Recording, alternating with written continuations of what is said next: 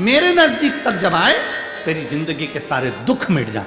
थोड़ा भीड़ में से निकल कर तू मेरे पास में आएगा तो दुनिया के सारे जंजाल से निकल, एक पत्र है, जंजाल से निकलता निकलता जाए।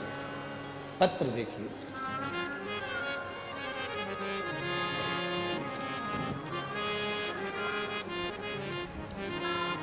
मेरा नाम भाऊ साहेब अर्जुन बाग, गांव खलाने, तहसील सिंध खेड़ा, जिला धूलिया।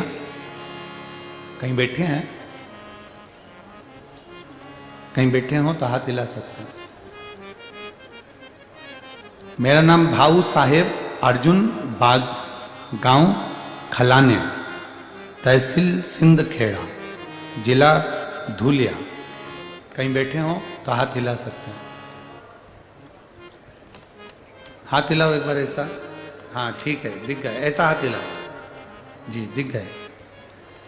गुरुजी, मैं 10 साल से ड्राइवर का जॉब करता था, लेकिन जॉब छोड़ के मैंने 2020 में पानीपुरी का व्यवसाय करना प्रारंभ करा। मैं पानीपुरी का व्यापार करना चालू करा। 2 लाख का मुझे कर्जा था। गांव में पानीपुरी का बिजनेस अच्छा खासा चल रहा था, तो मैं और बिजनेस बढ़ाने के चक्कर में बैंक से पहली बार मोबाइल में ऑनलाइन लोन लिया। गुरुदेव, ऑनलाइन लोन मैंने बिना नॉलेज से बहुत सारी बैंक से लोन लेना शुरू किया। ऐसे में फ्रॉड बैंक के जाल में मैं फंस गया। आप लोगों से भी निवेदन है, इस पत्र पर थोड़ा ध्यान देना। कोई चीज, कई लोग मोबाइल पर कॉल कर देते हैं, आपका इनाम लग गया, फ्री में आपके मोबाइल में बैलेंस डल रहा है, फ्री में तुम्हारे साथ में ये हो रहा है। ध्यान देना भाई, कभी जिंदगी में बहुत सारे लोग बैठे हैं केवल आपको बेवकूफ बनाने के लिए। कोई तुमसे कह दे कि यहां गड़ा हुआ धन मिल रहा है, विश्वास ना करिएगा। अपनी मेहनत पर, अपने परिश्रम पर और अपने काम पर विश्वास करना, दूसरे पर नहीं। और कहीं पर अगर कोई महाराज तुमको मिल जाए और कह दे कि मेरे पास आकर बैठ जाओ, मैं सब घुमाऊंगा, सोने के हंडे निकल जाएंगे, तो सबसे पहले हमको खबर करना। हम भी चलेंगे और कुबेरेश्वर धाम का निर्माण उसके हंडे से करवा देंगे कि तूने दिया और हंडा निकल।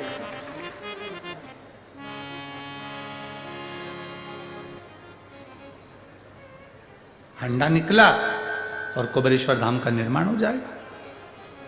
करोड़ों रुपए की लागत से धर्मशाला बन रही है, गौशाला बन रही है, मंदिर बन रहा है, तो हम क्यों मेहनत करेंगे? हंडा ना निकलवा देंगे? अरे बोलो तो 40 गांव की जी सही है कि गलत है? अपनी मेहनत अपने को करना है, अपना परिश्रम अपने को करना है, अपना संघर्ष अपने को करना है। इस भाई ने लिखा, फ्रॉड बैंक के चक्कर में फंस गया और बैंक के जाल में ऐसा फंस गया कि मेरा पूरा मोबाइल हैंग हो गया।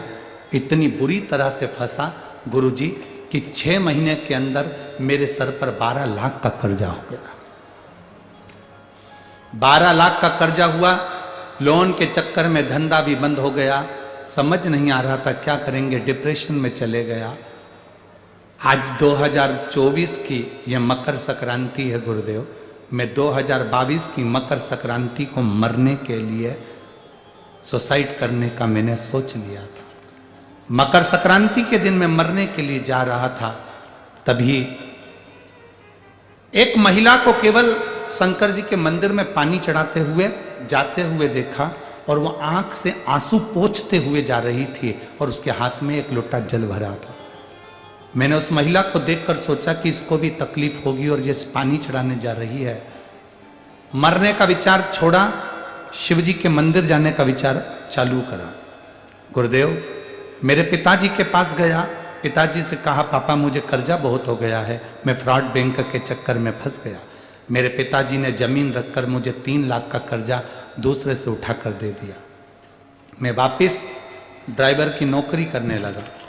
गुरुदेव, शिव जी की महिमा का मैं क्या गुणगान करूं, एक लोटा जल का क्या केवल दर्शन से भी लोगों के भाग्य खुल जाते हैं। उस मां को जब मैंने देखा था जल चढ़ाते हुए, तो मैंने अपनी पत्नी को बताया। उसने सोमवार का व्रत करना प्रारंभ करा, पशुपति व्रत करना प्रारंभ करा, जल चढ़ाना प्रारंभ करा, और बाबा की कृपा से हमने जब जल चढ़ाना प्रारंभ करा उसके 15 दिन निकले, और हमने 15 दिन जब ड्राइविंग करता करता 15 दिन निकले।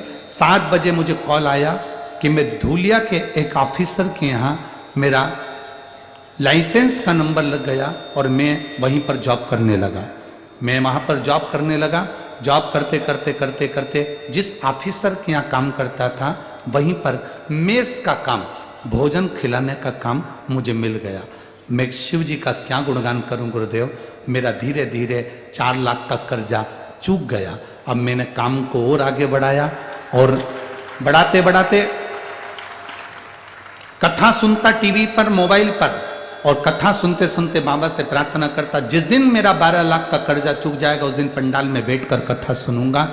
बाबा से ऐसी प्रार्थना करते करते मेरा जो पानी पूरी का व्यापार था वो भी अब धीरे से चालू हो गया, और धीरे धीरे मेरे बाबा ने मेरी लाज रख ली। गुरुदेव, बाबा ने ऐसी कृपा करी कि मेरा 12 लाख का भी कर्जा चुका दिया, और मुझे इस पंडाल में बिठाकर कथा को श्रवण करवाया। हमने 40 गांव की कथा का सूचना मिली, और इतने खुश हुए कि दुकान का उद्घाटन बाबा के भरोसे कर कर, बाबा के नाम पर ही उसका नाम रखा है, बाबा भोलेनाथ चाट फुल्की का नाम देकर, और हम यहाँ बाबा को प्रणाम करने के लिए आए हैं। गुरुजी, एक ही निवेदन है, आप चाट खाने कब आओ। सबसे भारी निवेदन है मेरे भाई, बैठ जा। कर्जा चुक गया, हाथ ऊंचा कर दे एक बार, हर हर महादेव। अब मत फंसना ऐसे फ्री वालों के चक्कर में कि अंडा निकल रहा है। बैठ जाओ, शंभो बैठिए। शिव तत्व है, अवघड़ी है। अपनी मेहनत अपने को करना, अपना संघर्ष अपने को करना। अचानक वो नयन तारा, सारी अप्सराएं शंकर को जल नहीं चढ़ाती है, पर वो नयन तारा शिव जी को जल चढ़ाती है, क्योंकि देख कर आ गई थी। इस बच्चे ने देख लिया था कि एक लोटा जल चढ़ाने जा रही है, और आंख से आंसू बह रहा, रोती रोती जा रही, रोती रोती जा रही। अरे मेरे जीजियों, मेरे जीजाओं, लोग भले हंसे तुम पर, तुम कितने भी विद्वान हो, कितने भी पढ़े लिखे हो, कितनी भी अच्छी जॉब है, कलेक्टर के पद पर बैठे हो, चाहे एसपी के पद पर बैठे हो, चाहे टीआई के पद पर बैठे हो, चाहे कमिश्नर के पद पर बैठे हो, चाहे मंत्री के पद पर बैठे हो, चाहे आमदार हो, चाहे खासदार हो, चाहे तुम कुछ भी हो, तुम्हारे पद में जो पद प्रतिष्ठा है सब बाबा की कृपा से है। पर अपने हाथों से शिवजी को जल चढ़ाना कभी बंद मत करना। जल चढ़ाते रहोगे तो वो तुम्हारा हाथ पकड़ कर रखेगा और तुम्हें आगे बढ़ाता रहेगा। नयन तारा जल चढ़ाना प्रारंभ करा। आज इंद्र को लगा वज्रा ऋषि इतनी तप कर रहे हैं, साधना कर रहे हैं, वो मेरा सिंहासन पाना चाहते हैं, तो उन्होंने नयन तारा को वज्रा ऋषि का तप तोड़ने के लिए भेज दिया। जैसे वज्रा ऋषि का तप तोड़ने के लिए नयन तारा गई, वज्रा ऋषि को क्रोध आ गया और नयन तारा को श्राप दे दिया, ये नयन तारा तू अप्सरा होकर तेरी बुद्धि में भगवान की भक्ति नहीं कि मैं भजन कर रहा, मैं तुझे श्राप देता हूं नयन तारा, तो राक्षसी होगी। नयन तारा की आंख से जल बह गया। बाबा, मैं शंकर की आराधना करने वाली हूं, कोई अप्सरा शिव को जल नहीं चढ़ाती, पर मैं शंकर को जल चढ़ाती हूं बाबा। बाबा ने ध्यान लगाकर देखा, ये तो शिव की भक्त है। वज्रा ऋषि ने कहा, मैंने तुझे श्राप दिया राक्षसी होने का, मृत्यु लोक में तू राक्षसी बनेगी, पर आज मैं तुझे वचन भी देता हूं कि जिस शंकर की आराधना स्वयं नारायण करते हैं, जिसका दर्शन कर कर तू शंकर भगवान को जल चढ़ाते हुए भगवान विष्णु का दर्शन कर कर चुपचाप लौट कर आ गई थी, नारायण के सामने नहीं पहुंच पाई थी, उनके सम्मुख में नहीं जा पाई थी।